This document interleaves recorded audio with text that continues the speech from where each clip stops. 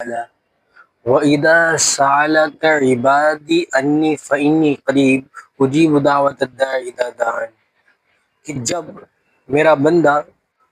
اے اللہ کے نبی آپ سے میرے بارے میں سوال کرے تو آپ کہہ دیجئے کہ فَإِنِّي قریب، میں اس کے قریب ہوں، اور جو بھی وہ پکارتا ہے اس کی پکار کو میں سنتا ہوں۔ آپ قرآن مجید کے اندر فلسفہ دیکھیں گے تو قرآن مجید کے اندر بے شمار جگہ پر فصل لایا گیا ہے۔ مثال کے طور پر جیسے کہ سوال جب بندوں کی طرف سے آتا ہے تو اس کے اندر کل کا لفظ ایڈ کیا جاتا ہے، جیسے کہ یسألونک عن الانفال، کہ اللہ کے نبی آپ سے وہ مال غنیمت کے بارے میں سوال کرتے ہیں تو کل اس کے جواب میں لایا جاتا ہے۔ اسی طریقے سے یسألونک عن الاہلہ، وہ آپ سے چاند کے بارے میں سوال کرتے ہیں، قل ہی مواقیت للناس، تو اللہ کے نبی آپ کہہ دیجئے کہ وہ وقت بتانے، لوگوں کو وقت بتانے کا ایک ذریعہ ہے۔ تو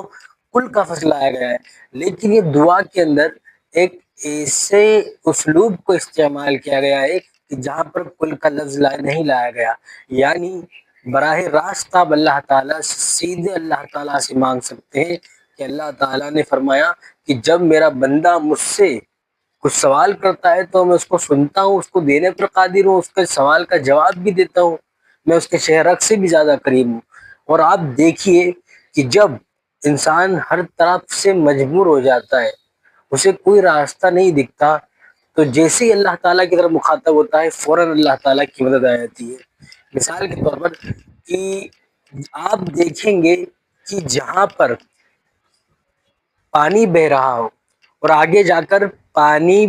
جو بہ رہا ہے وہ راستہ تنگ ہو جاتا ہے تو وہاں پر پانی بہنے کی رفتار زیادہ ہو جاتی ہے، تو جب انسان تمام راستوں کو چھوڑ کر صرف اللہ تعالیٰ کی طرف متوجہ ہو جاتا ہے تو فوراً اللہ تعالیٰ کی مدد آ جاتی ہے۔ اور اگر کافر بھی جب اخلاص کے ساتھ دعا مانگتا ہے، جیسے کہ قرآن مجید کے اندر ارشاد ہے کہ وہ شخص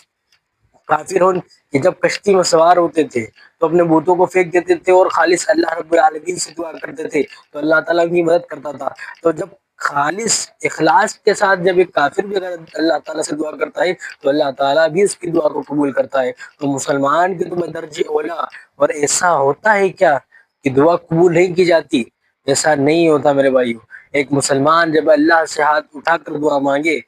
ضرور ضرور قبول کی جاتی ہے، وہ تین مقصد کی طرف روانہ کر دی جاتی ہے۔ یا تو جو شخص جس چیز کا طلبگار ہے اسے اللہ تعالیٰ سے دے دیتا ہے، یا اس سے بہتر بدلہ دیتا ہے، یعنی کل قیامت کے دن اس کی دعا کو بطور اجر